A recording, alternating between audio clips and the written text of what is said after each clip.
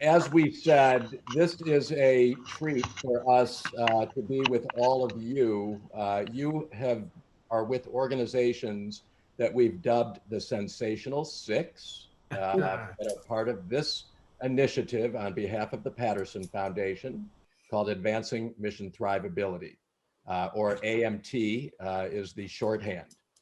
And we've all been involved in what has been a sprint over the course of 5 weeks, in some cases 6 weeks. We had our weekly sessions for an hour where we did a lot of brainstorming, strategic thinking, discussion, conversation, and of course, taking action in between those to advance each of your organization's strategic decision making to drive both mission impact and economic thrivability.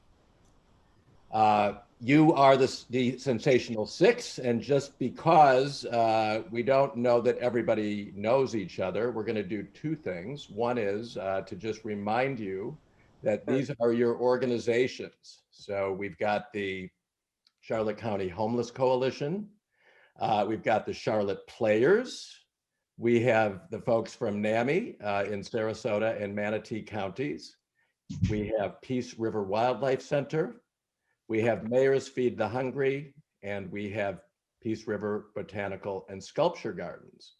So you can see that 4 of our 6 organizations are in Charlotte County. So we're the Charlotte County orgs, I guess, get the majority vote this time around.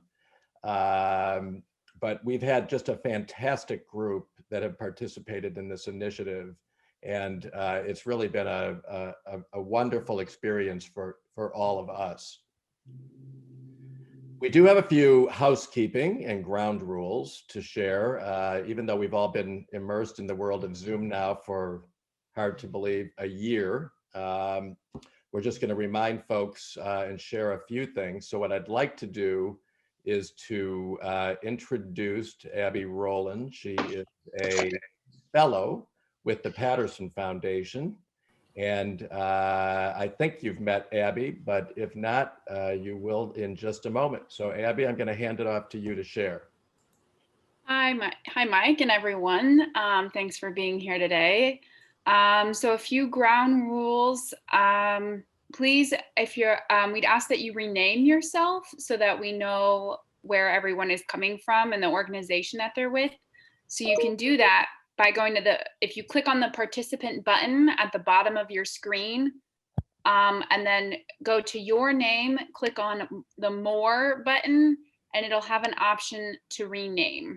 So I'll give everybody a few seconds to do that. Looks like some are already. No. You want us to put our organization in there? Yeah, so just add, so have your full name and then just add your organization, please. Okay. And while everyone's doing that, we would ask that you mute yourself until it's your turn to talk, just to make sure we're don't have as much background noise. If you'd like to ask a question, we ask that you raise your virtual hand to talk, which again is found in that participant button, and under, I think under that, the more button at the bottom. That way we just can see the order of people when they raise their hands, the correct order. You can share questions in the chat box. We're happy to answer them there as well. We do ask, please be candid and please actively participate in the topics and in the, the various different topics. And then this webinar is being recorded for reference as we go about designing AMT 3.0. So with that, I'm going to hand it over to Josephine Eisenberg to take a few photos of us. If you don't mind, well, okay, that's fine. Let's go ahead and do that. So I will put us on full gallery view then. So just bear with me for 1 second. Hi, everybody. As soon as Mike, yep. So here we go. I'm going to take 2 photos because I have you guys on 2 screens. So I'll say smile and hold, and then I'll take the picture and I'll say relax, and then I'll say the same thing again. So give me 1 second to prep. Almost there. All right, perfect. Smile and hold, big smiles. Great, and you can relax. And give me 1 more second to get it ready. Great. And a big smile and hold. Great. Okay, that's perfect. Thank you guys so much. Look beautiful. Good, thank you. And I'll put the slides back on, so bear with me for just one moment.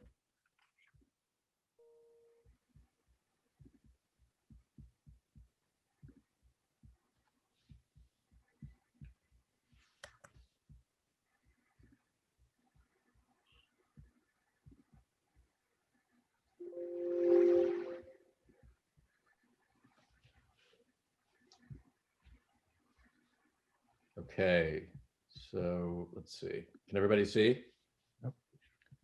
Good.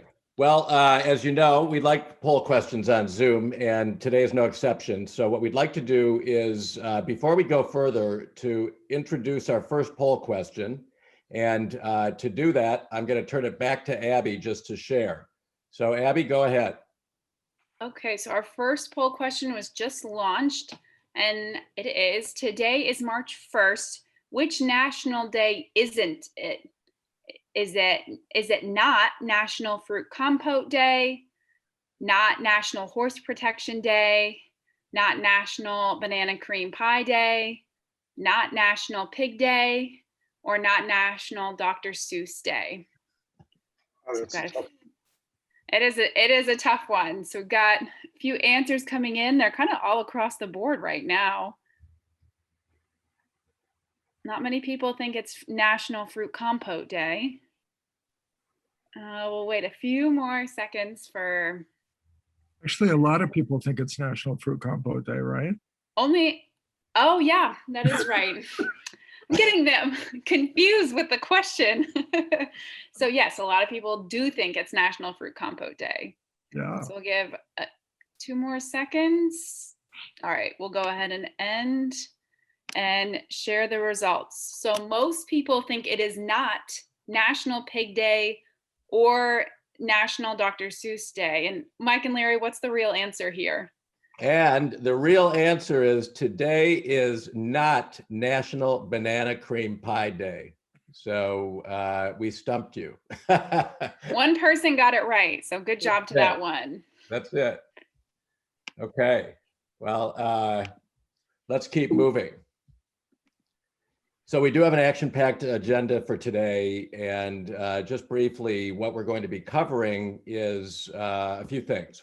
We want to do a brief introduction, and I'll share more about that in just a moment. We'll have a few opening comments, and then we're going to dive right into our learning and sharing topics. And as you know, we have 4 focus areas, 4 learning and sharing focused topics that we'll be discussing today. We're going to wrap the session with a special presentation and a few closing comments, and then we'll all be on our way. Before we move into the formal introductions, I'd like to just share that, as you know, because this initiative is one that is generously supported by the Patterson Foundation, we have with us today Deborah Jacobs, CEO of the Patterson Foundation, Michael Corley, who is the Senior Consultant for Administration, Josephine Eisenberg, who has helped tremendously with all the logistics for this session, as well as many others from AMT, as well as Abby Roland. And what I'd like to do is just to sort of kick things off and to share a few words is to turn it over to Deborah Jacobs. Deborah, if you're there.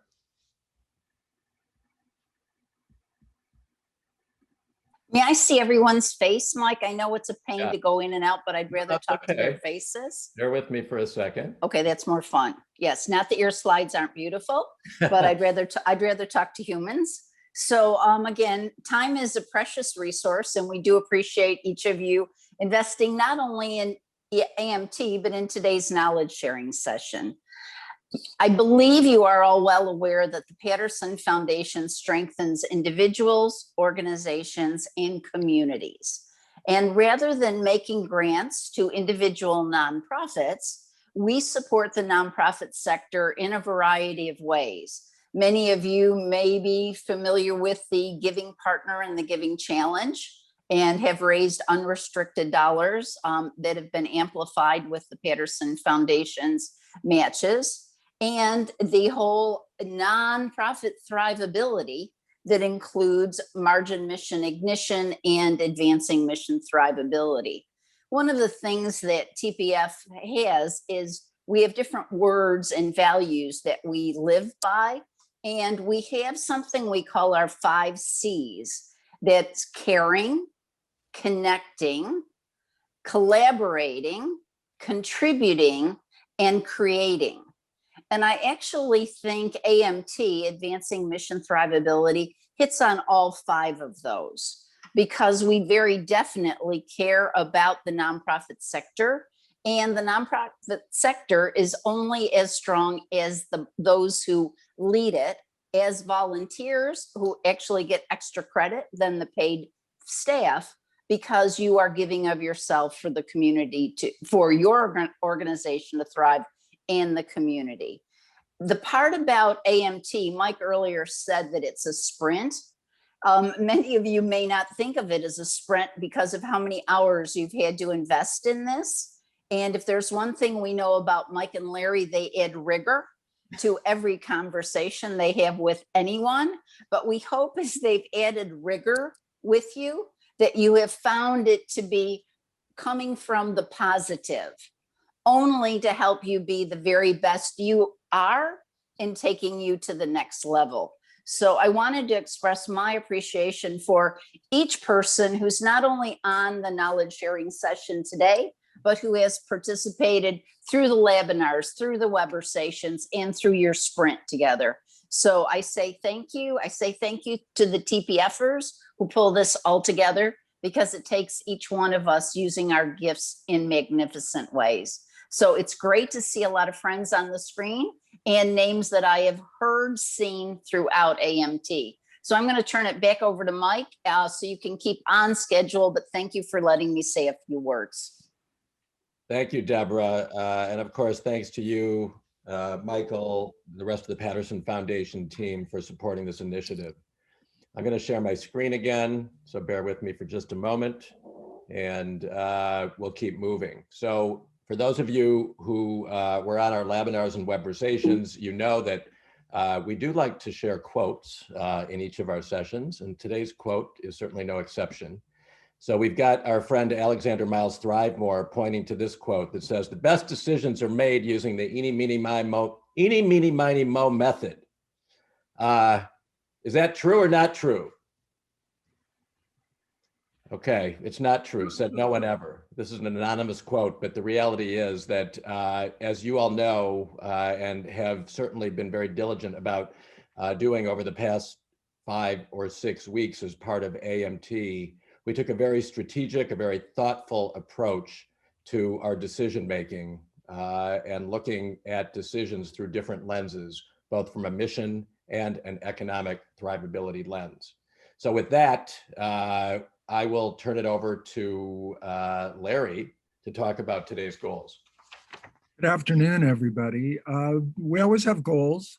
Today's not any exception at all. Today's goals are knowledge sharing, right? So we're going to share knowledge, learning, successes, challenges, opportunities, kind of the good, the bad, and the ugly of everything you've gone through over the past 5 weeks during the consulting portion of our work with you. And also to leverage that learning between teams. So, you know, have a piece of paper out, take some notes during the session. You might learn something from another team. You might want to reach out to them afterwards. So one goal is that collaboration part, just as Deborah had mentioned just a few minutes ago. And hopefully by doing that, the whole region will benefit. So what we would like to do next is just introduce ourselves very quickly. So you just get a couple of seconds, right? So we want you to say your name, your role in the organization, and one word that describes your AMT experience. So I'm going to have Mike open up the screen again. I'm going to call on a team. That team, mute yourself and then introduce yourself and then remute yourself and I'll call on another team. Let's start with NAMI. Hey, I'm Colleen Thayer, the Executive Director of the National Alliance on Mental Illness for Sarasota and Manatee counties. And one word I would say is fulfilled. Thanks. Pat Mahoney, I'm the board chair of NAMI Sarasota and Manatee counties. What I would say is thoughtful. Great. Linda. And I'm Linda Stone, and I am the head of the program committee for NAMI, and my word is unexpected. Okay. Let's move on to Peace River Wildlife Center. I'm Callie Stahl, Executive Director at Peace River Wildlife Center, and I would say my one word is reaffirming. Anybody I'm else? Eileen Glassman. I'm the board treasurer. And I would say I found AMT to be interesting. Interesting. And I'm Jerry Jones, president of the board of the Wildlife Center, and I would say illuminating. Thank you. Anybody else? Callie, that was it, right? 3? Let's move on to Charlotte Players. Hello, I'm Sherry Moody, and I'm the Executive Director of the Charlotte Players, and my word will be energized. I'm Jenny Elliott. I'm Vice President of Charlotte Players, and my word is challenging. And deja vu, it's me again, Jerry Jones, director, president of the board of the Charlotte Players, and I would say motivating. Okay. Any other, Sherry? That's it? Actually, Paul's stuck on the highway. He's going to be with us shortly. Okay, let's move on. Charlotte County Homeless Coalition. All right. Hi, good afternoon. My name is Tina Figliolo. I am the Chief Executive Officer, and my one word, eye-opening. Definitely.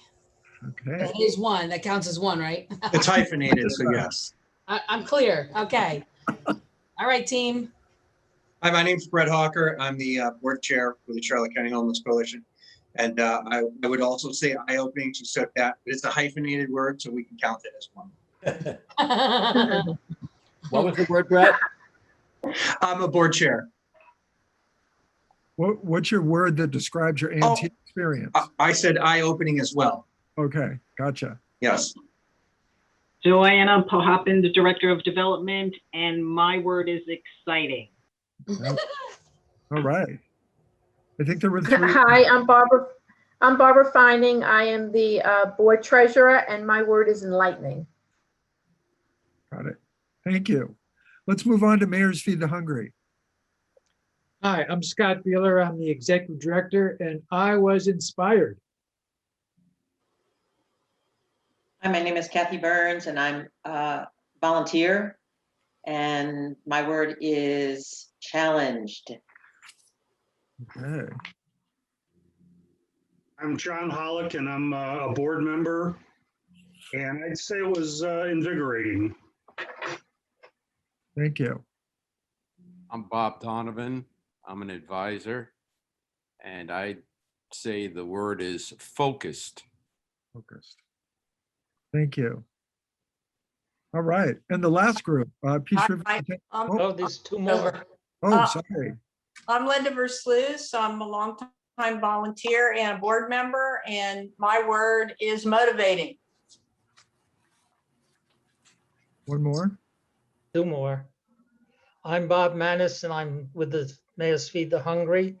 My word is understanding, charitable. Got it. Thank you. You guys get the award for the most people on the call. You got me too. I don't know if you can hear me. Joel Swallow. I'm the chairman. Thrilling. Okay. Thank you. Thank you. Anybody else? I don't want to miss anybody from this team. Okay, let's move on to the last group, Peace River Botanical and Sculpture Gardens. I'll go first. I'm Adrienne Jonas. I'm the executive director of the gardens, and I guess my word would be motivating. I'm Bill Klossner, and president of the board of directors, and my word would be clarifying. All right. Bill, anybody else from your team? I'm Bill Tucker. I'm the vice president of the board, and my word is positive, capitalized, underlined, bold, positive. All right. You figured out a way to use more than one word, right? Yeah. I'm Sandy DeShane, and I'm the office manager, and I'm in charge of memberships. Okay. And my word is awesome. Oh. Adriana, anybody else? Nope. That's it. All right. Thank you all for doing that. I'll have Mike go back to the non-shared screen, or the shared screen, I'm sorry. And just so everybody knows, I think Josephine's going to put together a word bubble, so you'll be able to actually see the visual of each of those words that you use to describe AMT. Is that right, Josephine? Yep, I have them all down, and I will make the bubble as soon as we're done. Excellent. Thank you. So let's talk about the process we're going to use over the next hour and a half. As you know, all of you got the agenda. You've all done some homework leading up until today. Mike and I got your homework. Thank you for that. There are 4 topics, 6 organizations, and we have about an hour and a half left. So we're going to do one topic at a time. Each organization will share their talking points, and all of you have put talking points together. You've decided who's going to share those talking points. Thank you for that. So we'll hear from each team member because we think you're kind of sharing that, and type questions into the chat box along the way. So the first section we're going to take in learning and sharing is the one that we assigned you. So Mike and I worked with you for a few weeks, and we realized that there are some of you that had a good focus on a specific topic area. So this is the one part of the agenda where everyone's going to be sharing something a bit different. So why is it important? You know, what did you get out of it? And how can your learning help other AMTers? So make sure all of you have your paper and pencil out. Think about questions you might have. Again, reach out to folks after their discussion. But we're going to hold questions until the end of each organization's presentation. And if you do have questions along the way, type them into the chat box, and Josephine and I will be tracking that. All right. Mike, do you want to go back to non-share?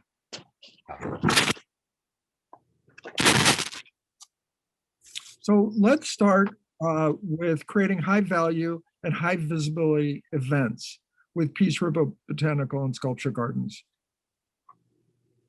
You guys want to take it over? Yep, Adriana is going to start us off. Sorry, yeah, I was on mute, and I'm not sharing my video. There I am. Sorry. This is what happens when you're working from not your office. So our first, the first thing, putting our decision making into focus, we focused on creating high value and high visibility events. And some background for us is that, can you hear me okay? Yeah. Okay, I'm trying to talk fast so I don't take all the time. So we needed to, our budget to be reduced. Like many of us, as we went through the pandemic, we saw a drop in our revenue due to closures. We also, unfortunately, unexpectedly lost our founder as well. And our founder had a family. Sorry, I'm hearing a lot of noise. I'm not sure if I'm being asked a question. Our founder passed right at the start of the pandemic in January 27th of 2020. And right after that, the pandemic hit. So as a result, of his loss, we also lost some funding through the Family Foundation. For our organization, like many nonprofits, but especially attractions, membership and admission are our lifeblood. That is how we continue to exist. And so without those people coming to the garden, that definitely put a strain on us. So we did have a master plan, although not a strategic plan, but we did develop a master plan. It was completed in December of 2019. And that gave us a kind of a roadmap and a plan how we can move forward with the garden, even in the midst of the pandemic. But with all of that was going on, we had to then look at additional sources for significant income for the gardens because admissions and memberships weren't cutting it. We had put on our second annual Gardens Aglow, which is a holiday light show throughout the garden. Our first year, we had about 1,200 people come through. We set our expectations very low for the second year because it was in the midst of still the pandemic, just this past December. But as a result of probably everyone wanting to get out of their houses and that sort of thing, we actually had 3,100 people attend that event this past winter. So, and people came from as far as Sarasota all the way down to Naples. So we drew in a wider population demographics to the garden. A lot of people, anecdotally, we were able to tell it was their first time to the garden as well, just by asking them questions. We didn't do a formal survey. And so we decided we should use that as a model for trying to figure out what we should do next, right? It was so successful. We thought this would be a great thing. Let's think of things that we can do differently. And we came up with a lot of great ideas. I want to thank Mike. He really did help us kind of clarify what a successful event looked like, because we had a lot of ideas, but not all of them really mirrored what Gardens Aglow had did. So he really helped us to kind of focus on a few that were very significant, that could have that high value and high visibility, right? And so we looked at a few things, and I'll just kind of quickly say them and then tell you what we agreed on. We looked at having Arts in the Garden events, partnering with other nonprofits, and we are currently working on that. I had some conversation with Jerry with Charlotte Players, and I've talked to the Symphony, so we're working on that. Weekend family events, things that we can spread over a weekend and draw in a new demographic. One of the things we really liked was creating a symposia where we could have a whole weekend of garden related topics and bring in speakers and that sort of thing. But the one we really, really loved and we all agreed on was, we're a botanical and sculpture garden. We have sculptures from all over the world. And we were able to look at a traveling exhibit, which is called Zim Sculpt, which brings in a group from Zimbabwe of artists and their curators.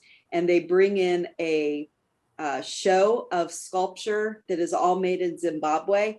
And I don't know if we have time to really flesh that out. We might flesh it out later. Okay, I see Mike going no. So, so that's one of the things we decided to do. We also, so we're continuing with those thoughts of how can we look at what we've done successfully so far and translate that into future events that are also high value and high visibility. It's really got our focus really well on what it is we're looking to do, what we want to do there at the garden, how we want to move forward, how we can do something that that supersedes all the bad stuff of the pandemic and still do something that can really bring in money, bring in our revenue, but stick with our mission still. So I'll stop there because I know we have a lot of people talking. So, and I'll let Mike tell me if I need to say any more. No, that's great. And I think the only add-on to that is, again, even though this was a sprint and we only had 5 or 6 weeks together, you moved this from concept and idea to action. And Adriana, I think, I don't know if it's premature to say this, but it sounds like this is going to turn into a full-fledged event for the gardens sometime in 2022. That's correct. And I think you'll hear a little bit more about that process through one of our other speakers. So thank you. Mike, do you want to introduce the next group? Sure. So the next topic was leveraging and building on partner successes, and that was with Mayor's Feed the Hungry. So I'm going to turn it over to Scott. Am I turning it over to you to share kind of your focus area here? Yes. So when we kicked off the sessions, Michael happened to ask us, well, what really has been working? And we looked around and said, we got this huge $450,000 grant from Manatee County. And he said, wow, how'd you do that? And we said it was one person did it. And so we looked at what that person did and tried to clone those events, activities, and features that she did and get 3 other people to do that so we could get more sponsors the same way she did through personal contacts. So that was a big eye-opening experience. Instead of just letting her do her thing, we analyzed what she's doing it and sharing it with our other members. The second thing we looked at was we got a fill a truck event. We had this huge refrigerated truck donated, and we had this food drive, and it was this huge success. And so Michael said, well, let's analyze that and figure out how we can use that. And one of the things that sets us apart from other food banks is we are sponsored by all the mayors. And so we looked at what do the mayors actually do? And the answer was not much. Half of our mayors rotate every year and don't even know who we are. So Michael suggested use that ability to get the mayors involved. So we decided to emulate that same food drive with success at each of the mayors' towns and get them involved in it personally. So that was a great thing to get the mayors involved. And so basically that was the 3 things: clone the person that was so successful, do the same events elsewhere, and take advantage of the mayors. I'm going to turn it over to our next speaker, who is Linda. Take it away, Linda. Got to unmute there, Linda. Unmute. Linda, unmute. Okay. There you go. My area is why was it important what we planned and executed and what we learned here. Well, as Scott said, this was a banner year for us for both donations and also the CARES Act money that we received. But then the question becomes, how do we grow and keep these donations flowing by getting an ongoing group of donors? So that was one of the things that we decided we need to really look at and figure out how we could do in a better way. Also, in terms of using this one particular person who was able to get this $450,000 for us, we kind of realized the importance of the personal relationships, in looking at how to increase our funding sources in the future. Really gave us pause on that. Also, we did this Fill the Truck event a few weeks ago, and it was very successful. And we had really never done an actual food drive event outside of our normal Thanksgiving Day, Thanksgiving time calendar. And it was extremely successful. We were able to use this truck that was donated to us. And we, decided that's a great model for doing it in the region. So, we are in the midst of planning and looking at the importance of covering our region, not just the cities, but all our towns. And in doing that, developing those relationships that I just talked about, the personal relationships in all those communities. The other thing that we realized that we need to, focus on is increasing our visibility and letting the public know about us and our mission. And by, getting ourselves out in all these locations where we are seeking support from the community and the mayors, visibility will occur. We have this truck, it goes around the region, we're picking up food, and we're also doing these events. So those were just a few things in looking at what we were trying to do, why the things that we were considering were important. Did you want me to go on with the other part, Mike, or? Is there anything else, Linda, to share that either you or Scott haven't shared? Because if not, I think you've done a nice job of really giving kind of the highlights of that particular Each of our other members has a few things to say, Michael. Okay, go ahead. So Bob, just turn it over to the Freezer King.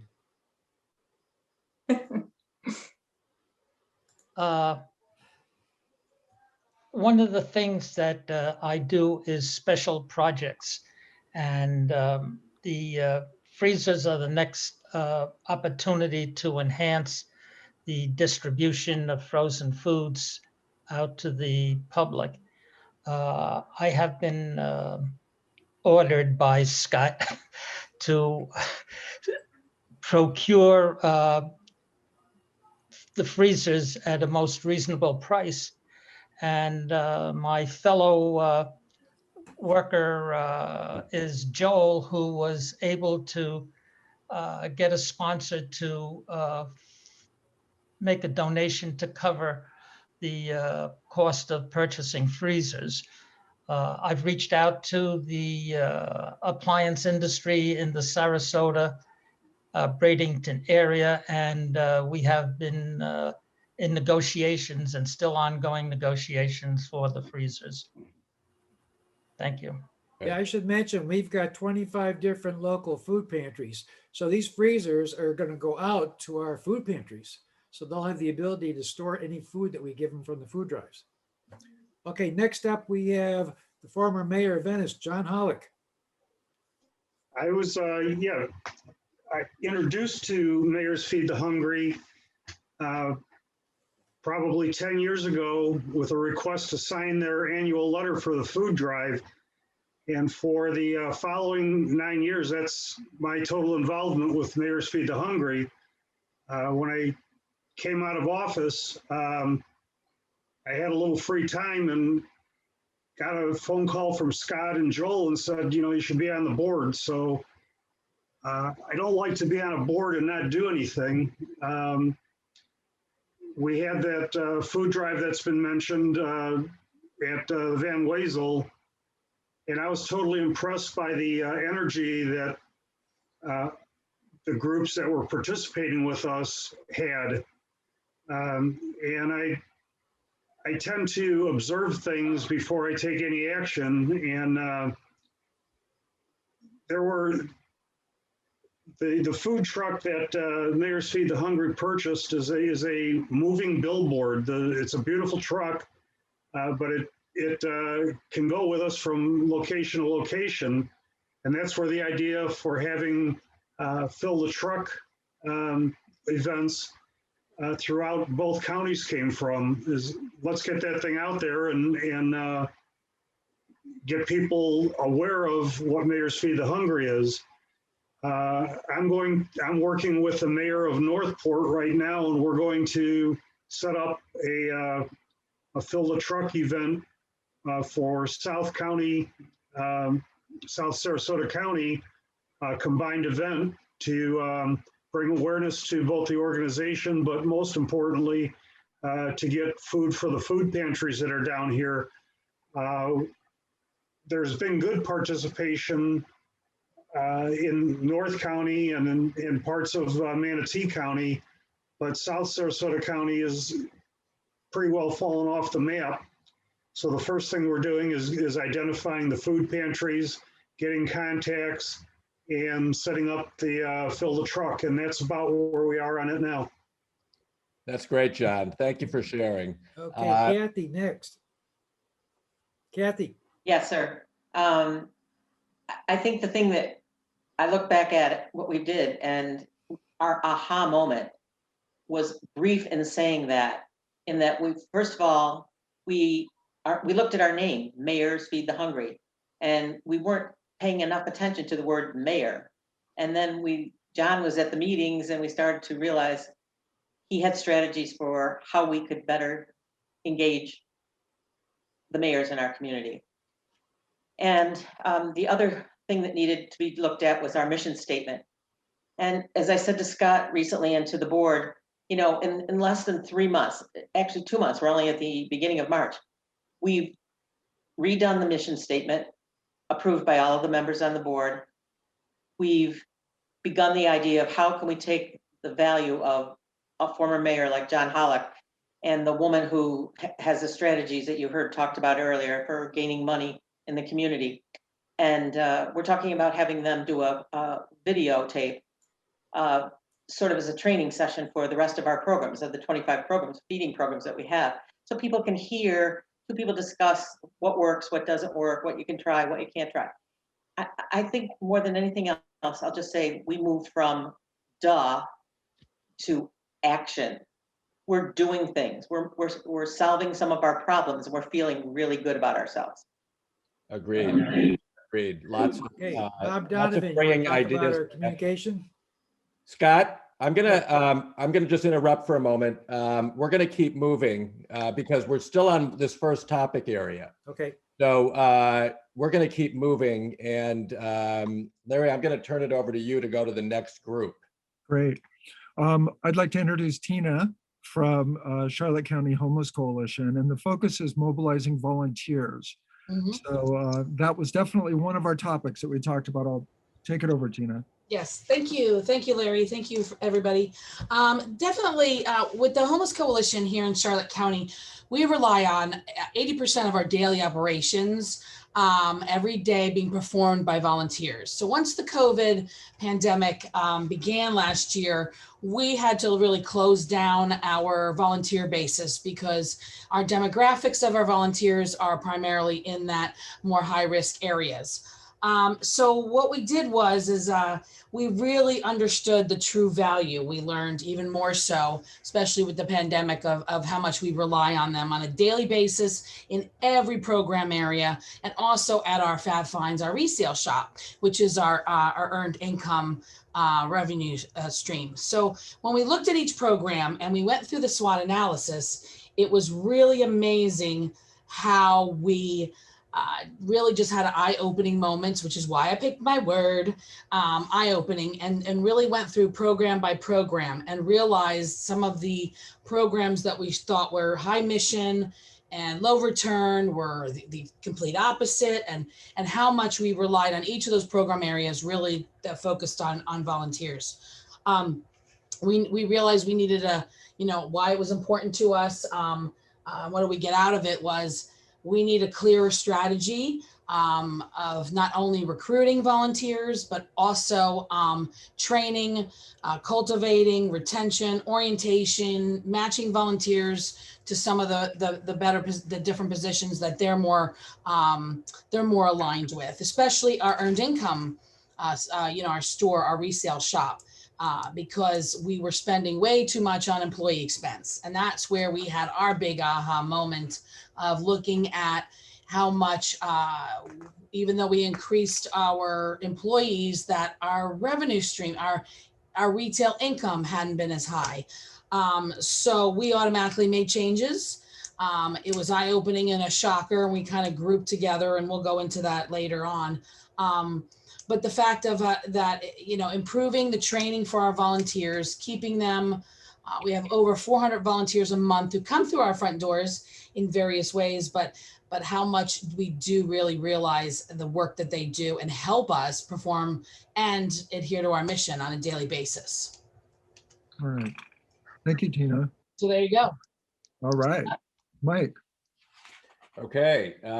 So the next focus area was what we called monetizing offerings in new ways, which is a topic that I think many of your organizations can relate to, but in particular, Charlotte Players. I'd like to introduce Sherry Moody, or Sherry, if one of the others is going to share, I'll turn it over to the Charlotte Players team.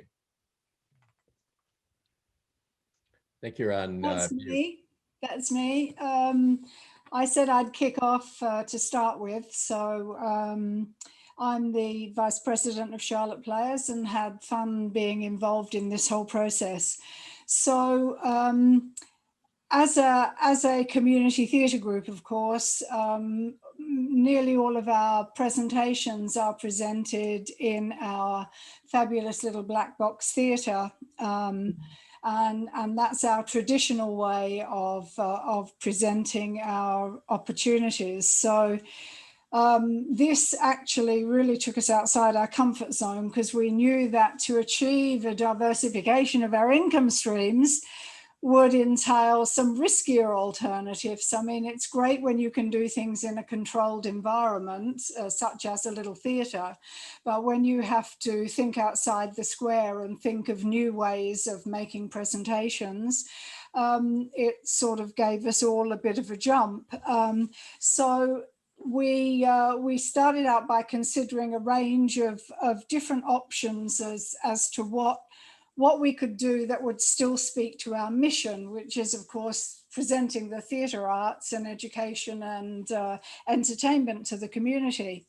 So the possibilities that we did consider were setting up a relationship with the Charlotte Mall to be able to stream some of our existing presentations that we do in theatre on a screen in the car park. So that was the first thing we thought about the possibility of. Secondly, we thought we could, if we could set up something like that with Charlotte Mall, we could also stream other films that were sort of somehow connected to theatrical presentations. And then we went kind of away from that a little bit into presenting theatre productions out of doors. And we researched locations such as the Peace River Botanical Sculpture Gardens and the Charlotte Sports Park and the History Park in Punta Gorda. So these look like some promising opportunities to see how we could build relationships with those other organizations and maybe present some of our theatre in an outdoor environment.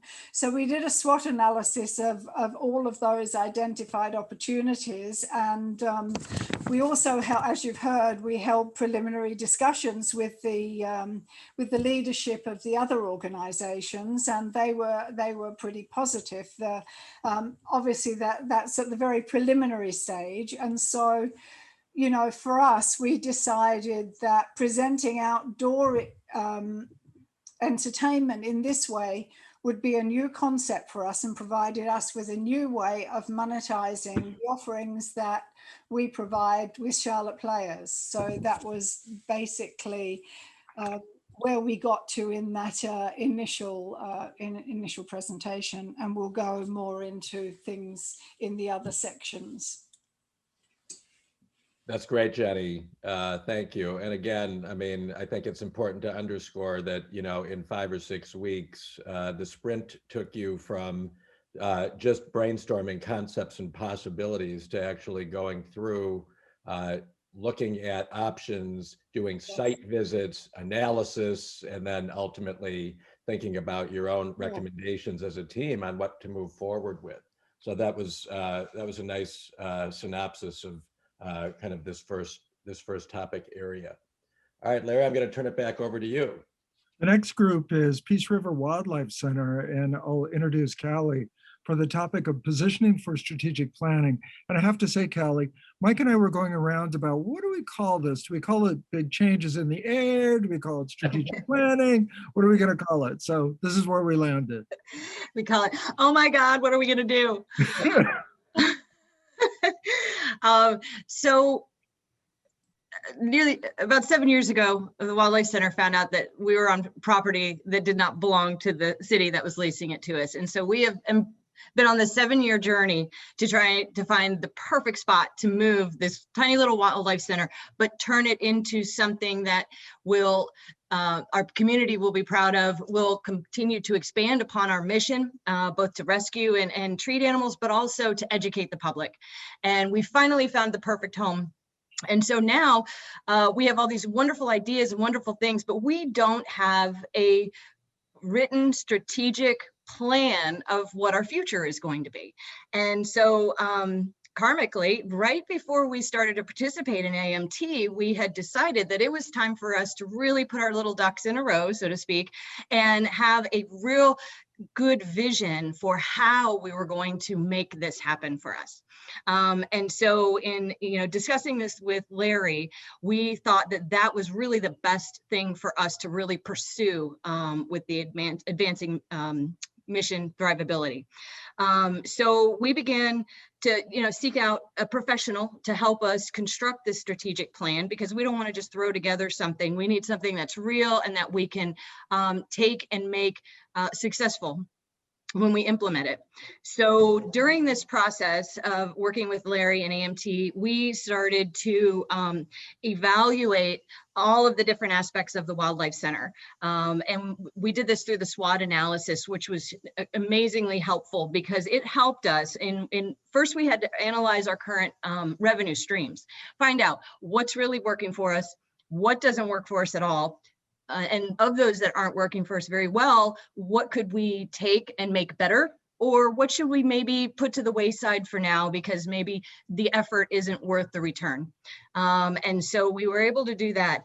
We also started to analyze our current operations, the status of our operations. Currently, the center actually is now 2 locations. We have split. So we have our location with our hospital where we treat our wildlife, and then we have our tour facility, our education facility. And so this was kind of a new concept for us in the last couple of years as well. And so we brought in those aspects of our hospital, our visitor center, and our gift shop and e-store. We also then started to analyze the current status of the facilities. Hospital's great, it's a brand new building, it's wonderful, beautiful. Our education center is falling apart as we speak. We hold it together with bubble gum and duct tape at this point. We also then wanted to look at our forward motion, where we were going. Our hospital location is a temporary location because of our limited ability to expand there. And then now we have this great place for our new education facility, and we're starting the development and design of that. So, we have all these wonderful big plans, but we also need to make sure that we are able to support these new facilities financially and figure out how we can turn these wonderful ideas that we have into a implementing plan that we can follow and thus make ourselves successful.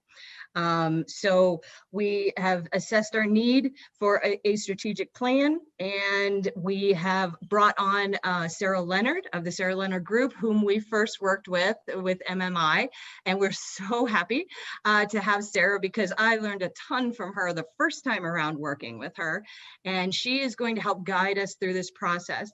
And I really feel that this SWOT analysis that we spent most of our time on with AMT is a huge jumpstart for us, because this is going to be information that we can furnish Sarah as kind of a kickoff or start, because we've already looked at ourselves internally, and now we can pass that information on and then delve a little bit deeper into those things that we have already evaluated. All right. Did I leave anything out? No, I think that's great. That's great. Thank you for sharing, Kelly. Like I said, changes in the air. Yes. And last but not least, let's move on to the last group, which is NAMI.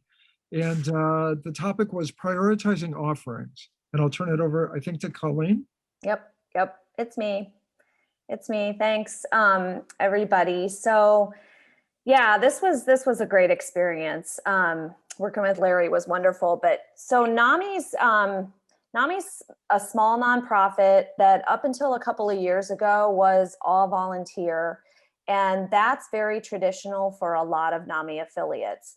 We are part of the National Alliance on Mental Illness National, which is a very large from a volunteer perspective, very large grassroots organization focused on mental health support and education. So we're in the behavioral health care space, but not a traditional provider of behavioral health care services. We are focused on peer and family support. And the weekly sessions that we did, I think really enabled us to, really dissect what we do. We spent a lot of time going through like who we are and what we do program by program. There are a number, probably about 15 signature programs that NAMI affiliates can offer. And that just depends on the affiliate. And, I think we tended to have the mindset, I know I certainly did, that because there's so much need related to mental health, and the pandemic has certainly exacerbated that we need to offer everything, right? So we, sooner rather than later. And I would, frequently I troll other NAMI sites and see what other affiliates are doing and think that we need to be doing it here. So I think while that might be true long-term, we realized that there was some of our programs that I think they're all very mission driven. They may be much lower in the margin side, and it was a good time to reevaluate what we offered.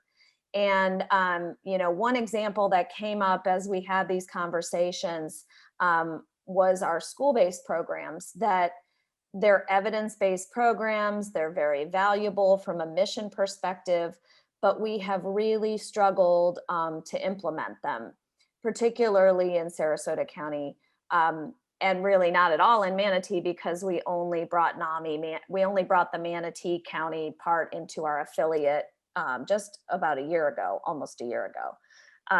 So we think that partly because of the pandemic, the school stuff was harder to implement, and also because of a lack of resources.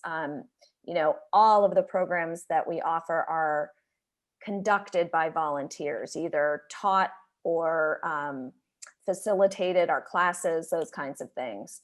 So the sessions really helped us decide to, temporarily shelf our school programs, not eliminate it, but put it on hold and then maybe reevaluate it down the road, which again, like going back to I think we should do everything right now, that was just a real eye opener for us. And then, just figuring out how to prioritize our offerings and our programs, similar to the process that we use during these sessions, I think may offer, other organizations an option when they're looking at, different program value or, pieces and parts of what are being done in different programs. Great. Thanks, Colleen. I will turn it back over to Mike.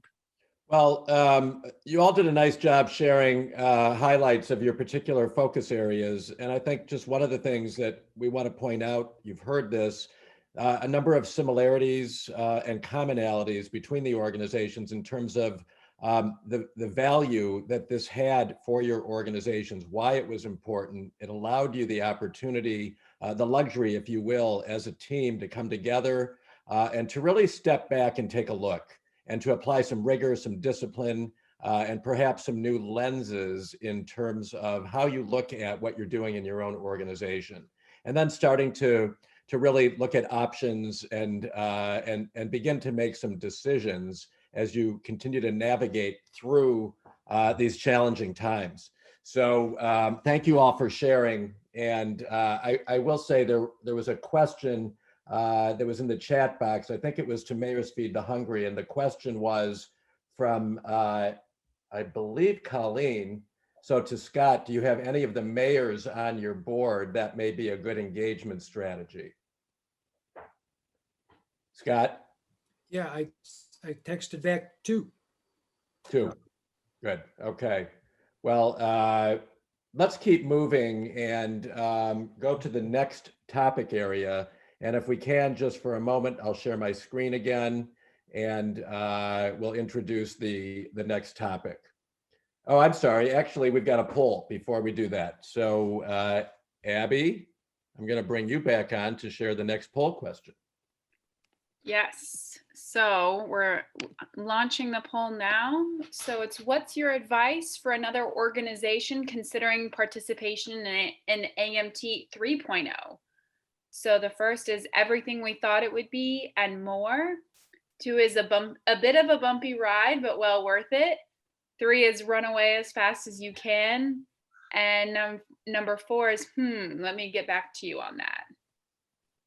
So we got a good number of, thankfully, no run away as fast as you can. That's always nice to see. It is.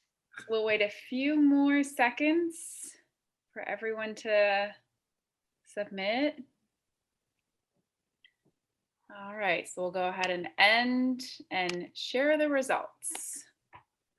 We definitely have a winner here. Everything we thought it would be and more. So 2/3 of you felt that way, and the other third thought it was a bit of a bumpy ride, but well worth it. So in the end, we're grateful to hear that this was well worth it to everybody. And we didn't have, as Abby said, we didn't have any of the runaways as fast as you can. And I'm not quite sure. Let me get back to you. So thank you all for sharing, and we'll keep moving. So let's introduce the second topic, which we call Expect the Unexpected. This is always an interesting question that we like to ask, because when you all raised your hands, submitted your advancement packets, and made it through our rigor and process to participate in this initiative, there were definitely things that you just didn't expect. So we'll start with the first part of that, which is to share the single most pleasant surprise and how you've taken advantage of that. And then if you could also share the single most significant hurdle or challenge and how you've overcome it. So I'm going to start with the first, let's see, why don't we go to Peace River Wildlife Center? So not sure who's going to take this one from that team, but please take it away, Peace River Wildlife. And I'll stop my screen share. Okay, this is Eileen, and I'm taking that part. Eileen. The unexpected surprise was that in working with Larry, he, I don't remember at which session, but we started talking about our strategic plan and the need for it, and what we could accomplish with it and so forth. And the surprise of that was that we had already thought of it. We spoke with Sarah prior to even starting the AMT. And we are currently in the process of signing a contract with her, getting a couple of little things straightened out. But we're very anxious to work with her. And that was, the encouragement of working with AMT in getting the strategic plan and learning the importance of it for us came as a surprise to us. And our biggest hurdle, now the 3 of us on the AMT were Callie, the executive director, myself as the board treasurer, and the president, Jerry Jones. And we felt the biggest hurdle was getting all of the board members on board. I mean, even though we wouldn't need all the board members if we were taking a vote, but we wanted all the board members to be looking forward to this and participating in it as well. So what we did was each of us took a couple of board members and individually called them. And we really didn't have a hard sell. There was really only one member who felt that we could do this ourselves, and we knew that we couldn't. None of us had the experience, and we just knew it would take us twice as long and would turn out to be half as good. So we were very anxious to get over that hurdle and get everybody on board. And eventually we did. That one board member that I mentioned had a change that he wanted made in the contract, which we are currently incorporating. So that was our hurdle, and we did overcome it. Good. All right. Well, thank you for sharing that, Eileen. You're welcome. If we can go to your Charlotte County neighbors, Charlotte Players. Not sure who's going to take this one, but Charlotte Players, please share I'm going to. This is Paul Reed. Sorry for my late arrival. Had a little last minute family issue, but I'm glad to be here. What really surprised us most was just how risk averse we seemed to be when it came to moving outside our comfort zone, which is performing in a theater environment. And we had to look at that, and really took a while for us to mentally and psychologically get away from that we don't have to be inside a building with an audience sitting in chairs. Some other surprises we got were we talked to two different organizations locally. One is Charlotte Parks and Recreation about using the Tampa Rays spring training facility, and also this local mall, which is Charlottetown Center Mall. We thought they would welcome the opportunity to bring in visitors, but we got quite a bit of resistance. Maybe Parks and Rec isn't the I may be mistaken though. But anyway, Jerry, step in if I got that wrong. If the Parks and Rec is the group we were talking about the sports bar, the sports arena. Yeah, no, it is Parks and Rec. The Charlotte County Sports Stadium is cooperative, but they're not going to throw out the Tampa Bay Rays so we can put on a show. After that, we're okay with that though. Yeah. So and right now, the biggest hurdle for them right now is spring training is literally starting, and so they don't want to talk to anybody about anything until they get to spring training. So those were our biggest surprises. The most significant hurdle we encountered really was the same as our greatest surprise, which was that we had a lot of risk aversion to thinking outside the box. How can you perform theatrical productions away from our theater? And we had to really think long and hard about ways to do that and be flexible about it. But fortunately, the process during AMT really helped us overcome that hurdle and open our minds to new ways of presenting theater arts, most of which involve moving outdoors in a couple different venues, which have become very interesting to us. So that's really how we got through some of those hurdles. That's great. Thanks, Paul. And yes, I think, one of the beauties of AMT is this whole idea of opening your mind to possibilities. And when you give yourself the permission to do that, because you've got nobody, to say no, it does take you off in directions where perhaps you haven't been. So thank you. We're going to go to the next team. Again, we're going to go to another Charlotte County organization, Peace River Botanical and Sculpture Gardens. So who's going to talk about expect the unexpected for this team? I'll do that, Mike. 1L. Okay. I'm very pleased with the fact that we've heard similarities so far across the board. So I'll cut this short to about 10 or 20 minutes. Is that enough? So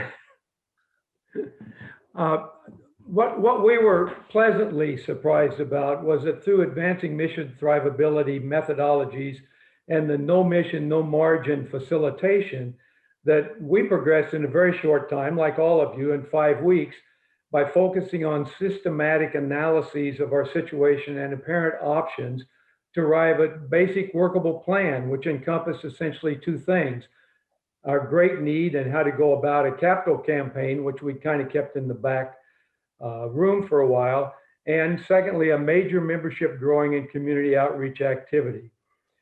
We've made great strides. The sprint really was a sprint, but it was a productive sprint, and that was a surprise to us.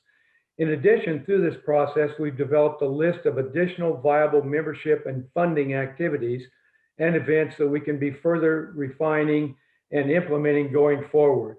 They're kind of on the back burner, but we're keeping the heat up on that burner so that we can continually visit these and pull off as the opportunity arises. We want to be ready the next time a pandemic type thing comes along to be ready to move with something that will react to it in a positive way.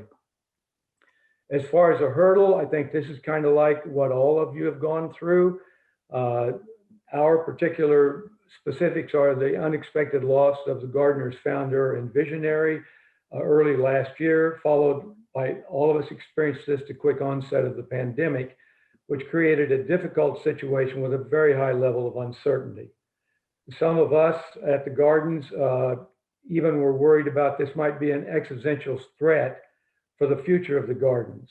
They could end here at any time, we were concerned. Some of us even thought, because of this somewhat unusual relationship too that we have of a private family foundation that established and owns the property and the sculptures of the garden, and Gardens Inc., which the four of us represent who are on this call today, we manage and operate the gardens, but we don't own the gardens and we don't own the sculptures. This uncertainty became a hurdle that was cause for two entities to do some thinking and to redevelop a reset of our relationship. This is a work in progress. However, we feel we have overcome this problem by applying precepts and problem-solving analyses processes that we acquired through our AMT sessions, and we thank you very much for that. We're now working closely together and have both learned that there's an adequate room for reaching consensus on important activities and objectives that are important to fulfilling the missions of each of these entities. Thank you very much. We really did get a lot out of our work. We thank the Patterson Foundation for allowing this to go forward. Thank you, Bill Tucker. Bill with one L. It took me 2 weeks to learn that we had a bill with two L's and a bill with one L. So thank you for making that clear to me. All right, the next group, we're gonna go to NAMI. So who from the NAMI team is gonna share Expect the Unexpected?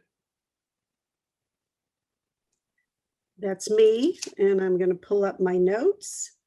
And I too want to say thank you to Patterson. Patterson has been just a great partner in the community. So I wanted to say how much we appreciated it for NAMI. So one of the things that I want to underscore is that the offerings from NAMI are all free. And so the opportunities to earn any kind of margin are, I thought, limited, and I'll talk to you about that in a second. And we are part of a national organization that has all these signature programs, and we thought we had to offer every one of the programs. And I think our volunteers felt like we should do that as well. But through this, we realized we don't have to do it all. We don't have the resources to do it all. And we don't have, we aren't getting the takers that we need to make it worth the margin that's coming out of it. So that was one of the unexpected things that happened to us. And the other thing was that, and what we shared with our staff and board, it is okay to think and act in a more strategic fashion and understand that we're still making an impact in the community, even if we put these activities that aren't giving us the margin we need on hold. The pleasant surprise was that we don't have to do it all. We also realized that this was a big hurdle that we had to overcome, that the thinking. We have a strategic plan, but it's way outdated. And so part of this showed us that we knew we had to update the strategic plan, but I think this helped us to give direction. We needed direction, what's doable, what's realistic. And so that's our next tact that we will have as a board. And we're also going to focus on what we believe are really relevant goals given this environment, and making sure that we focus on what are we going to do virtually, what are we going to do in person, those kinds of things that I think everybody has to face, especially this year. And I will say that one of the other things that I thought was unexpected, and that's why that was my word, is the creativity that came out of our deliberations. And one of the ideas that our executive director came up with was a collaborative coffee shop with other like-minded organizations. And when you think about that, it makes consummate sense to try to look at that and do some planning on that. There are organizations in our community that do vocational training and they have a kitchen. There are organizations in our community that have clubhouses for people that are experiencing mental illness and they need opportunities. So I think that, to me at least, that was one of the most unexpected things that came out of this, was just our creativity, or actually it was our executive director's creativity. So I give kudos to her. And that's it. We're going in a direction that says we'll do what makes sense for us at this time. We will have a plan that we follow, and we will look at something that actually brings in some money, since we don't have a lot except for, you know, grant funding and those kinds of things. So thank you. Thank you, Linda. Yes, creativity, ingenuity, again, even during a sprint, being able to use that, exercise the creative gene to look for opportunities and possibilities is a real benefit of this work.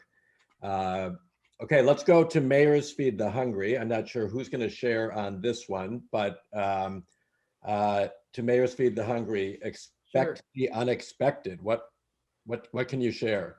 All right, so when we first signed up for this 5-week seminar, I thought, oh my God, not another seminar. I don't have time to do this stuff. Been through so many, and you take a few notes and it's boring. I was totally blown away and surprised by how effective it was. What a unifying thing it was to get us all together for 5 weeks. We learned so much from each other. I really just really did not expect it to be so beneficial, but it really put us on fire. I think Michael mentioned to us the first week we said, well, we're all basically retired and it's trying to get some stuff going. It's really difficult. And man, we just came on fire. Everybody started producing things and juices started flowing, and it was just really great. So that, I think we can all agree, it's just really been unexpectedly beneficial to our group. As far as the hurdles, I think, Kathy, do you want to talk about that?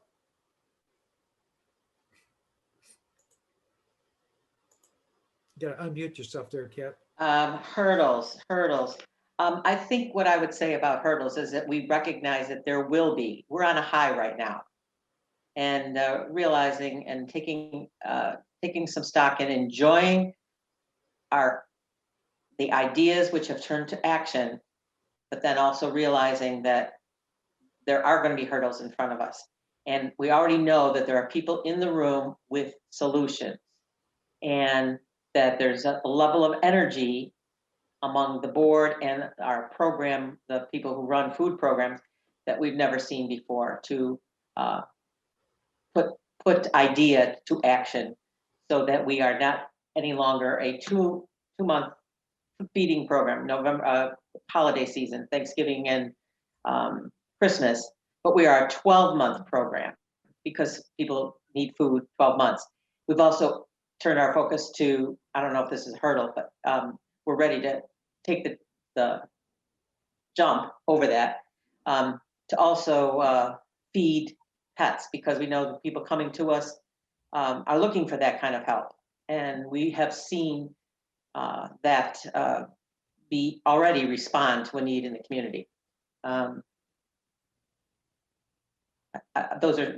We have numerous hurdles, but I think we're in a position. Our Zoom meetings weekly also have taught us the value of meeting and strategizing together regularly. We kind of hold ourselves to a level of challenge to get over hurdles. How's that sound?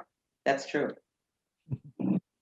Well, I think the only thing I would add to what you shared, Kathy, is that, you know, one of the hurdles that we initially talked about was how do you, as an organization, really bring the name of your organization to life in terms of Mayor's Feed the Hungry, and do it in a way that will leverage kind of all those strengths that you have.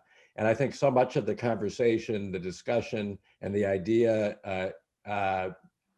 and thinking that were developed were really intended to bring the mayors from the, I guess, the 9 towns or cities together and figure out ways to really bring your brand to life, perhaps in ways that you haven't done before. And I give you guys credit for, again, in 5 or 6 weeks, really mobilizing the troops and figuring out how to get out there and do that. So, you know, kudos to you all. All right.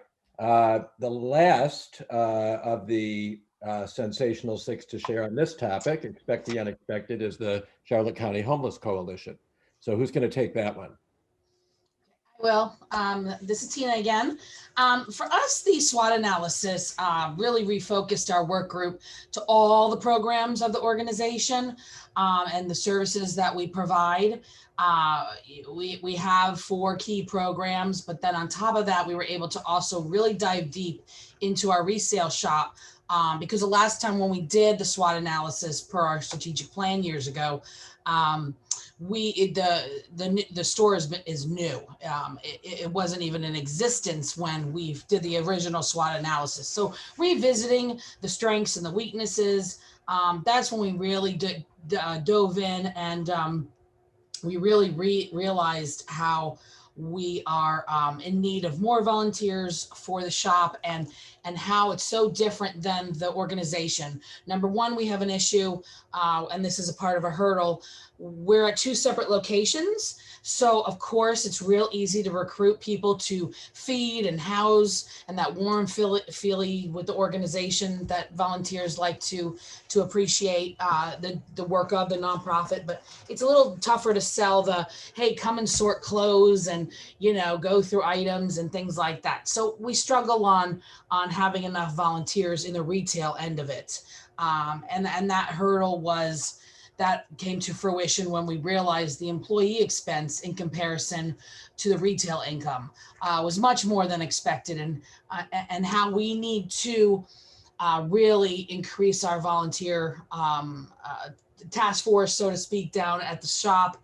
And the analysis of that was not the same as we grew our employees. Our retail did not grow at an even rate. It kind of took off where our employee expense went up when we hired a few more people part-time, but that didn't necessarily increase the income. So we've already we've already identified those hurdles, and that goes along with the volunteer recruitment, training more, really engaging more with the volunteers so that they want to pick up extra shifts and be part of the store, which then gives the net profit, moves the net proceeds over to the programs and services. So connecting that mission.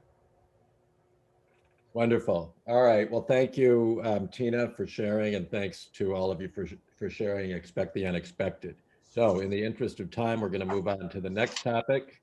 And let's see, Larry, do you want to introduce the next topic? Sure. The next topic is communication. So all of you have some talking points for this also. And what role did communication play during the last 4 or 5 weeks? Who did you communicate with and how did you do that? So this might be a bit of a faster share. So who did you communicate with and how did you do it? Why don't we start with Charlotte players?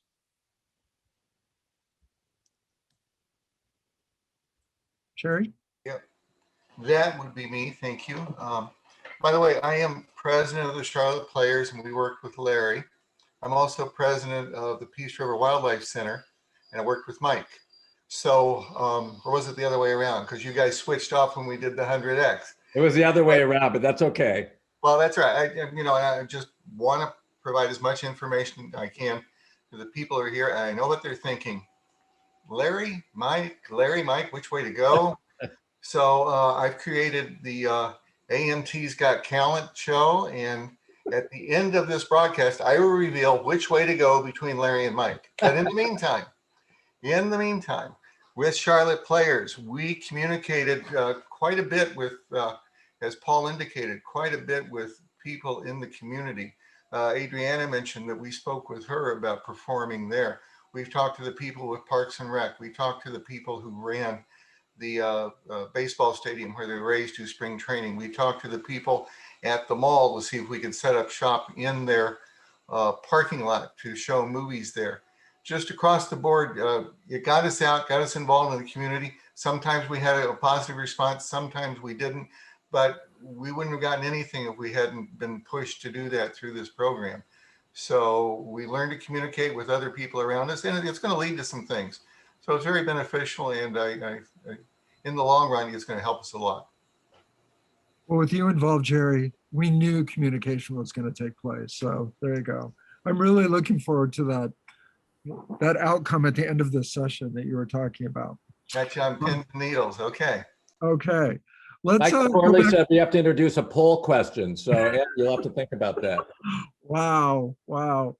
Let's Tina, let's go back to you. Homeless Coalition, communications. Who'd you communicate with?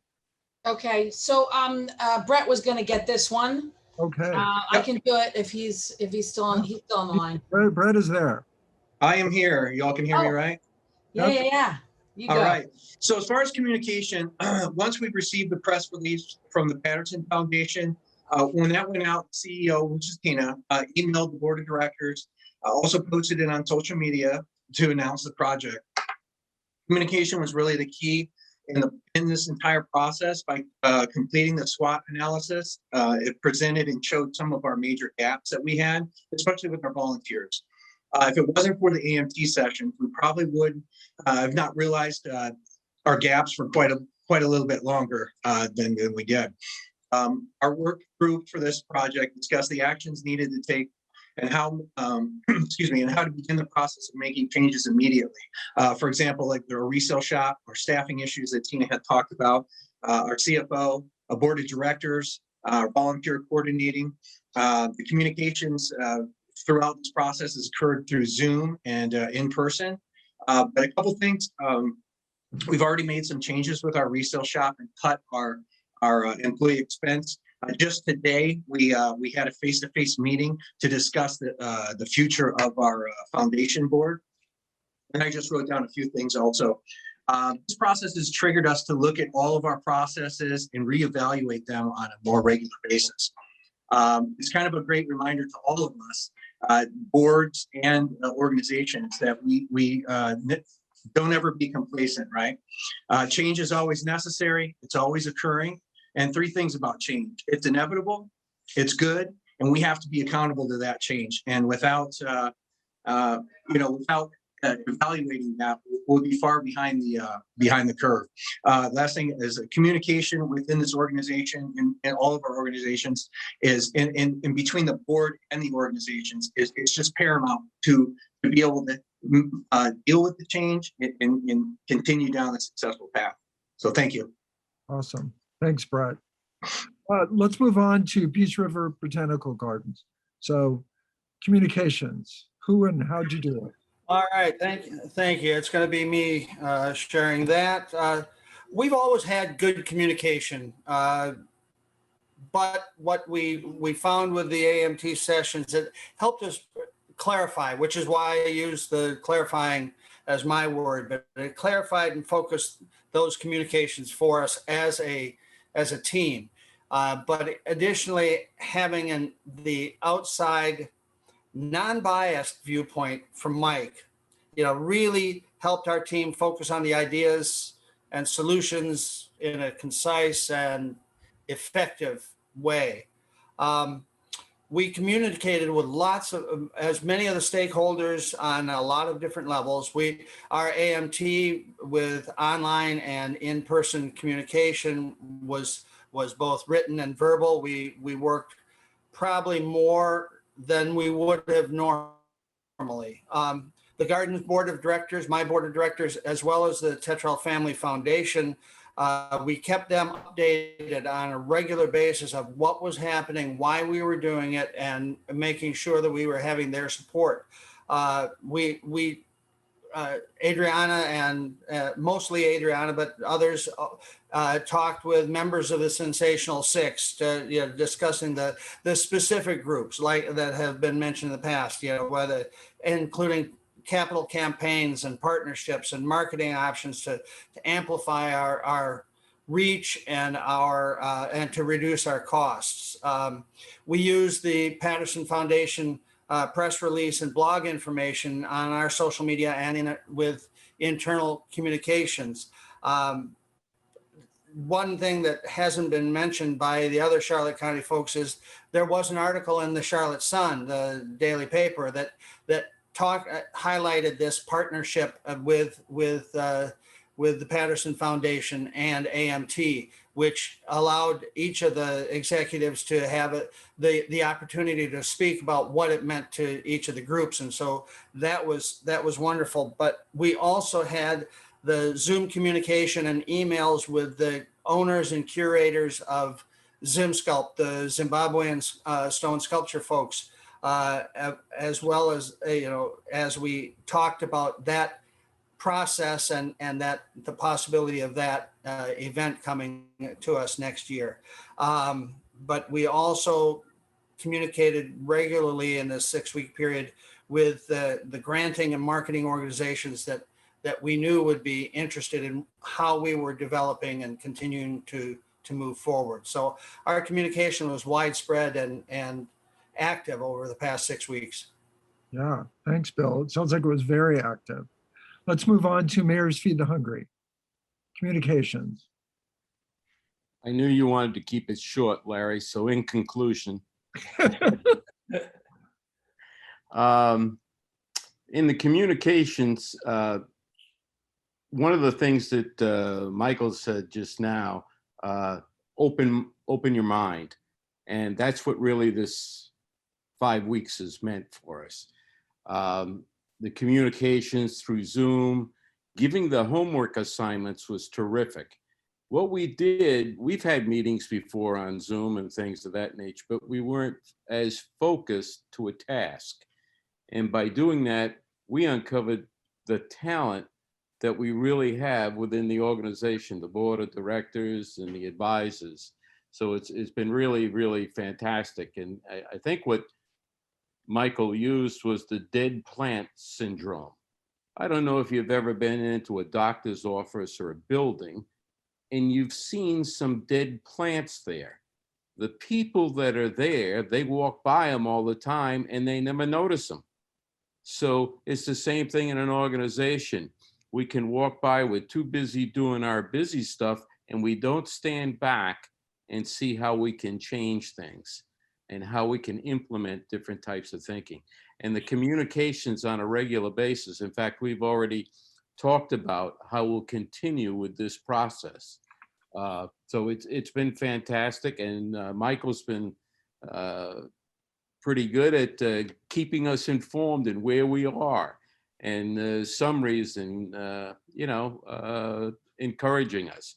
So I want to thank you guys and also the Patterson group. And thank you so much. Appreciate it. Good. Great. I wrote down the dead plant syndrome. I will use that in the future. I'm sure. If you do, pray me, if you will. Okay. Okay. Let's move on to Peace River Wildlife Center. Me again, Jerry. Eileen kind of alluded to this in her presentation, but our communication, it was really important that we communicate with the board. We want to engage Sarah Leonard to do a strategic plan, a funding plan, and a capital campaign plan. It's coming to, we're talking about more than several $1,000s. So it's an important decision for the board. And I am not inclined, we have a fairly big board. We've got 12 people on the board and I don't see them every day. And I just don't want to drop this in their lap at a board meeting because it's very important and then have short-term decide. And I don't want to be surprised by what their decision is. Going in, I want to know what the response is. So that's why I asked Eileen and Callie and I approached board members individually prior to the board meeting, telling them what was going on, what we needed, why we needed it, asking if they have any questions, gave them the proposal to review. So by the time the board meeting rolled around, we had everybody. So that's the communication we did, and it was effective, and it paid off for us. Great. Thanks, Jerry. Yeah, it's everyone's just a little close to it. So it's better to keep people informed, especially your board. It's a great job. Last but not least, NAMI.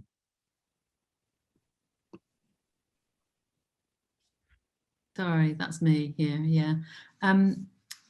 Our communication was, we certainly posted the information about our participation in AMT on the web and on our website, on Instagram and Facebook.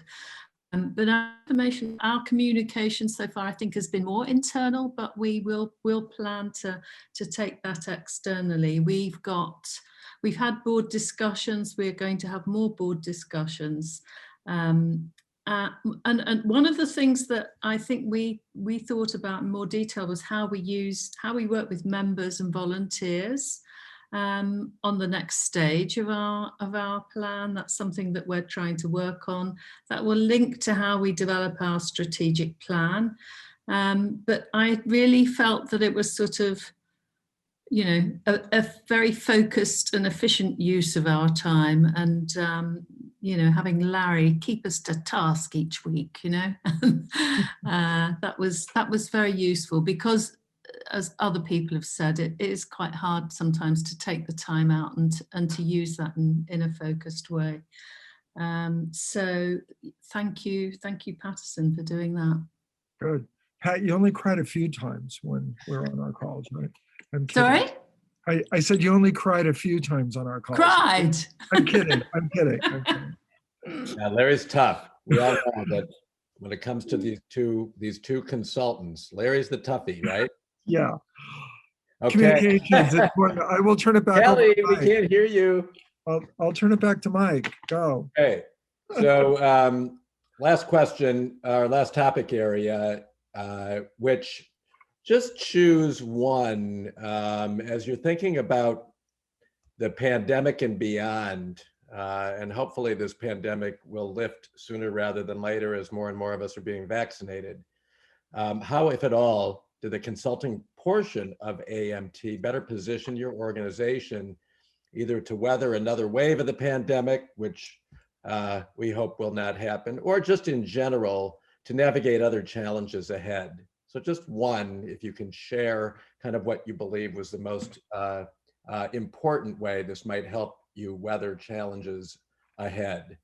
So if I could, I'm going to start with Charlotte Players, whoever from the Charlotte Players team wants to share. Okay, Mike, I'd be glad to tell you that I think the most important thing that we received was, I'm going to talk about Deb's talk about the 5 C's. These little mini subgroups that we've had to put together, because we're very fortunate also to be in the express feedback. And that's a little mini group between the board and staff, and then this group. Mm-hmm. We have strengthened the board and the organization so much more because we've been able to find out something about each other. We now know creative strengths that people have. During board meetings, we don't normally allow people to contribute that. And these little mini meetings have, you know, we've been able to do that. We found out things about each other so that we care more about each other. And that, I think, ultimately has been the best thing that we've got out of it. That's great. Well, Sherry, thank you for sharing that. I think it's a good insight and one that it will be beneficial for the team and the organization moving forward. Let's go to Mayors Feed the Hungry. Who's going to share from the team on this one? One thing that you believe will be helpful in terms of navigating challenges ahead as a result of AMT. Maybe Joel. Joel? You're on mute.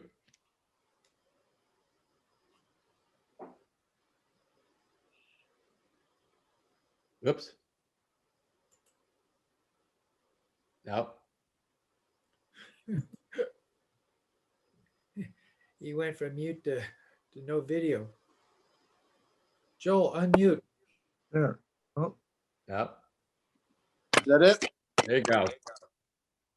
The most important thing in my mind, and I really appreciate everybody that has made comments and so on, but I think it was the level of communication we had and the ideas and the sharing we had on the Zoom calls that we did. And we had others in addition to what we had with you, Mike. But the input and the ideas and the energy and the stimulation and the sharing of ideas really just kind of cranked us all up pretty well, I thought. That's great. And it was contagious. I mean, we get ideas and throw them back and forth. One of the major things that unexpected is that we got a grant for $450,000.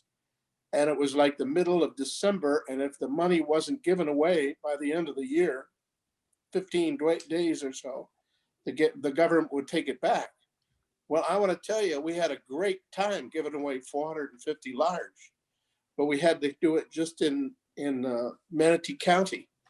But we made a lot of friends and encouraged a lot of people, and it was just a manna from heaven kind of thing. And it really stimulated all of us because we've all been working hard. And I can't thank you enough for what this whole thing has done for our community, for our organization. And we're just going to continue on using the communication. Communication was key, and I think really helped us a lot. Good, thanks, Joel. Let's go to Peace River Botanical Sculpture Gardens. Who's going to share one thing that you're able to take away that you think will be helpful navigating challenges? That would be me. Go ahead. Sandy, can you hear me? Yes. This is Sandy, can you hear me? Okay. I think basically we have a different attitude. We can do this attitude, whereas before we're kind of feeling defeated and stuff. We didn't know what to expect and what to do. And now we just kind of figure out, well, whatever the problem is, we can figure it out between all of us, between the boards and the employees and volunteers and everybody. That's really helped us work together better. Excellent. Problem solving, that's a good thing. Teamwork, that's a good thing. Let's go to NAMI. Let's go to the NAMI team. One thing that you'll do moving ahead to navigate challenges as a result of AMT. Sure. Well, just following up on what you just said about teamwork. I think one of the things that this really highlighted for us were the value of partnerships going forward. And, it's another avenue of support. We did a number of virtual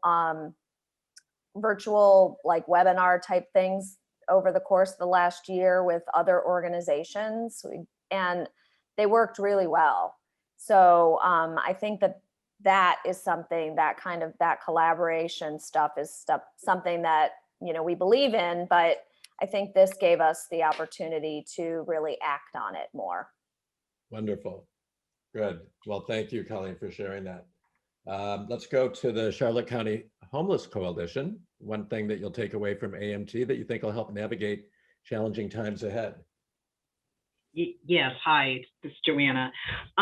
For us, it was again by looking and analyzing our programs by using the SWOT, really diving in and seeing the truth in what was happening with our programs. I think that was the plan for us for the future, is that not just scanning over it and trying to figure out the program, but really going deep and understanding what was going on, and even our employees, the expenses, that we were counting for all expenses, the volunteers as well as the employees, and just now knowing that we have to do that in all our programs and continuing to do that so that we can implement good ideas, because we know if they're going to work, we have a good idea if they're going to work, and not just going by our gut, but really analyzing everything and expanding the strong areas that That's we good. have. Joanna, I think, again, just pulling things apart and really looking at them carefully, dissecting and applying some rigor and discipline.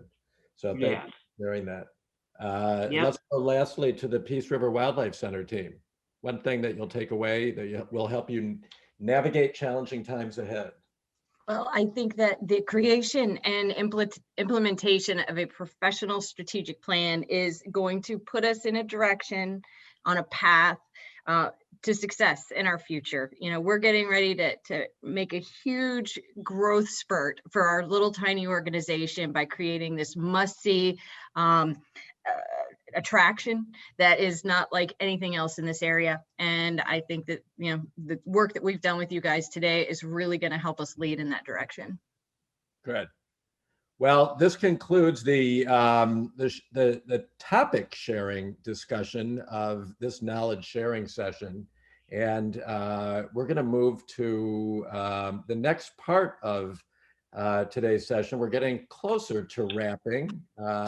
We've got about a little bit more than 10 minutes. So I'm going to go back, pull up our slides. And I think for those of you who have been involved with us, whether it's through Margin and Mission Ignition or Advancing Mission Thrivability, you'll know that we like to share a special presentation, which in this case is to call out each organization and recognize you for something that was particularly unique and distinctive for your organization. So we are very proud to introduce our second ever Alex Awards. Alex, of course, is short for Alexander Miles Thrivemore, our emoji and Chief Thrivability Officer. Here he is. He appears in some of the craziest places. He happens to be on our very own Oscar Award. And so without further ado, we'd like to introduce our first AMT Alex Award, which we call the Ideas to Action Award.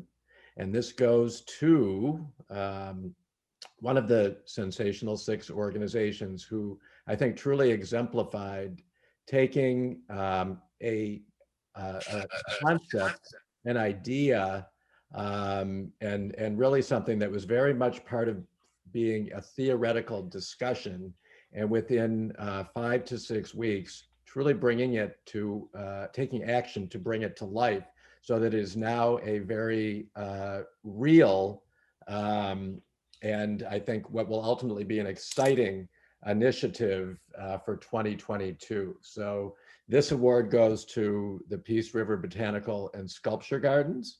And we say to all of you on this team, congratulations for turning ideas into action. Okay, we're going to go to our second award, which, Larry, I'm going to turn over to you. So the second award is Tightening the Budget, Financial Action Award. And I think you heard a group talk about budget tightening every time they spoke today, just about. And they've done a phenomenal job at realizing that maybe they could do that. Maybe they were too close to it in the past. And once we all took a step back, they realized they could make some changes and make some changes quickly. So this award goes to the Charlotte County Homeless Coalition. Yay.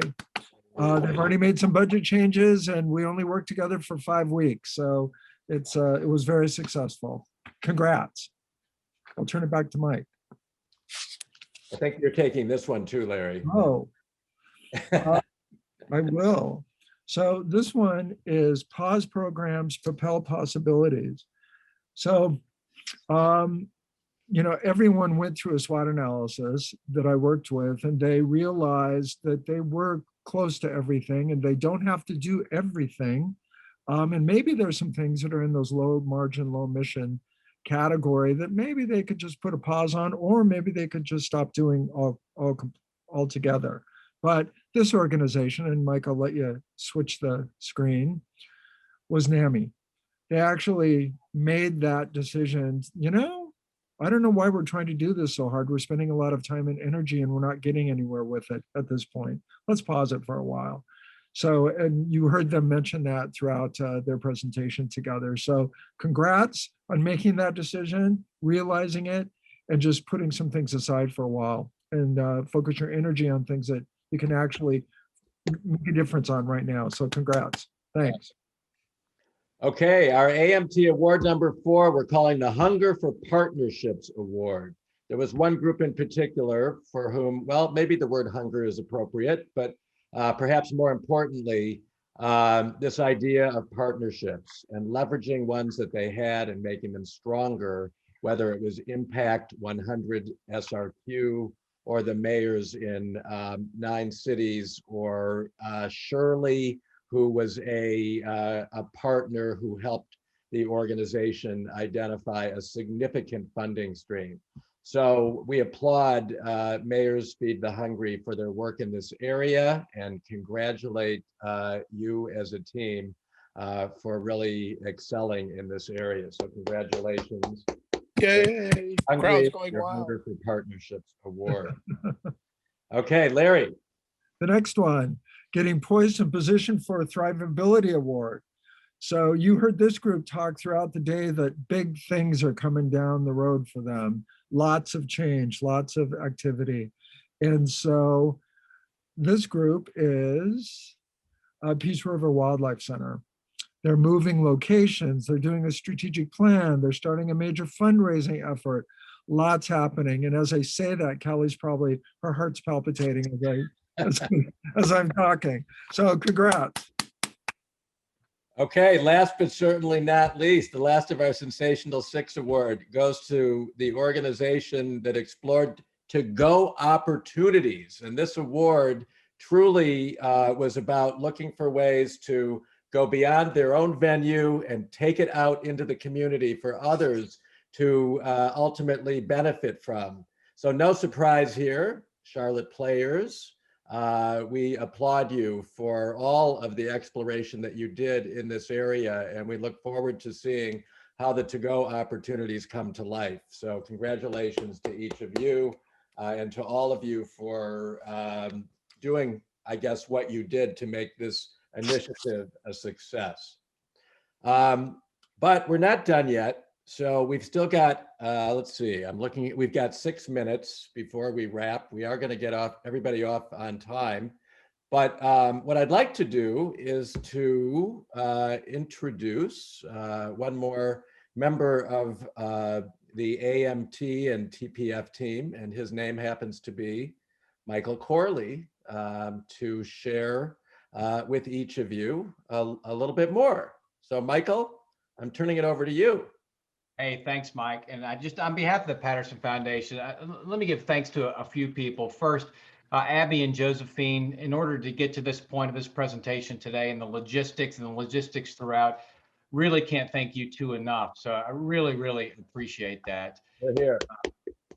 And I also want to thank you. We have a lot of fun with Mike and Larry, but these two guys, and I've had an opportunity to work with them for the past, good Lord, about 7 years, and they're really masters at what they do.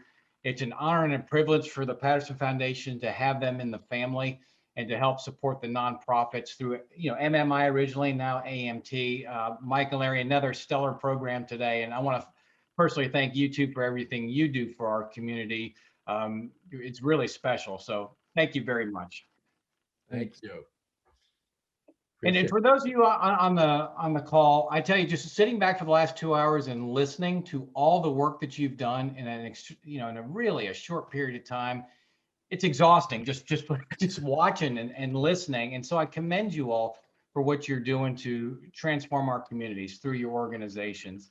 And it's something very, very special. And the Patterson Foundation really appreciates the amount of time you've put into this work through AMT. And so as a special recognition, what we want to do is we want to give every organization a $2,500 unrestricted honorarium as a thank you for your time. Thank you for supporting Mike and Larry, but more importantly, thank you for what you're doing in your communities. It has not gone unnoticed, and we appreciate it very much. Thank you. Wow. Well, that's fantastic. Thank you.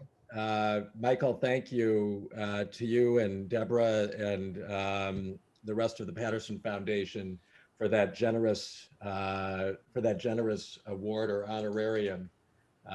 Certainly well deserved by each and every one of the organizations and your teams who have worked so hard as part of this initiative, and we truly appreciate everything that you have done. So I guess in closing, I'm going to turn it back to Larry, and we've got just a couple of more things we'd like to share, and then we'll be on our way at I guess 5:30. So after the $2,500 announcement, Mike, don't do the screen. Just leave it on the big screen. We would usually do a dance party at the end, but we don't have time for that today. So Well, that's good. we won't do that. So, but there's a few things we want you to continue to do. Is one, continue to meet as a team. You saw the amount of energy and effort and decisions that could be made when you work together. Keep working together as a team. It's really, really important. The second thing is take some action. I know at the end of all of our calls, there were some action steps that you were going to do as a group. Whether you were working with Mike or working with me, keep those action steps in front of you, make some decisions around those, and check them off your list. Keep doing it.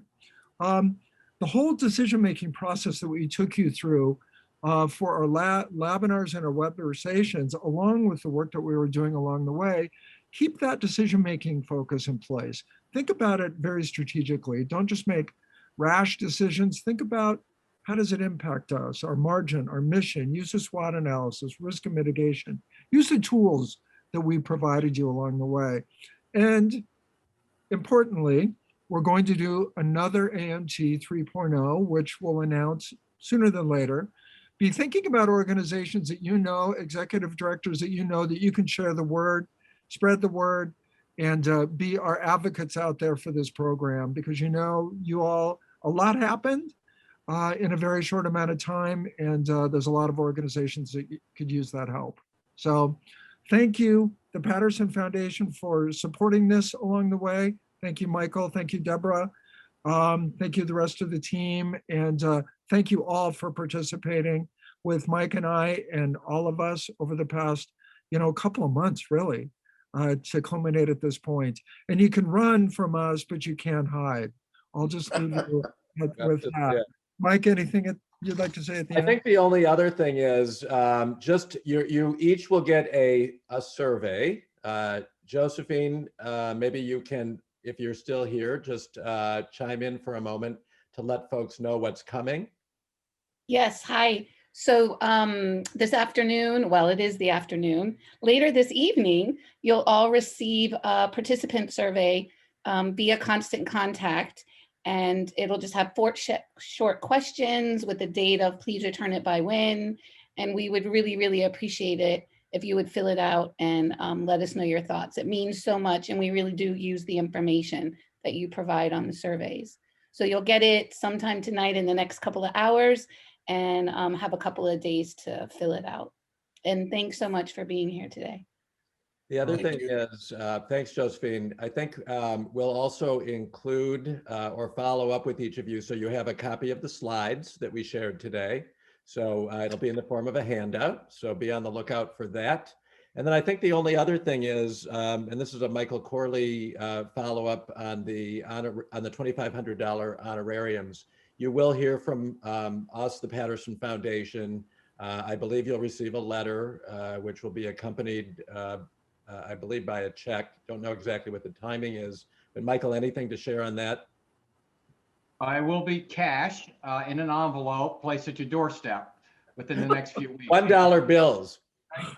That way we're all protected. Now, probably within the next 3 weeks, we do it through our donor advised fund. So probably within the next 3 weeks, just because of the timing, they only cut checks once a week. So look for it in the mail by then.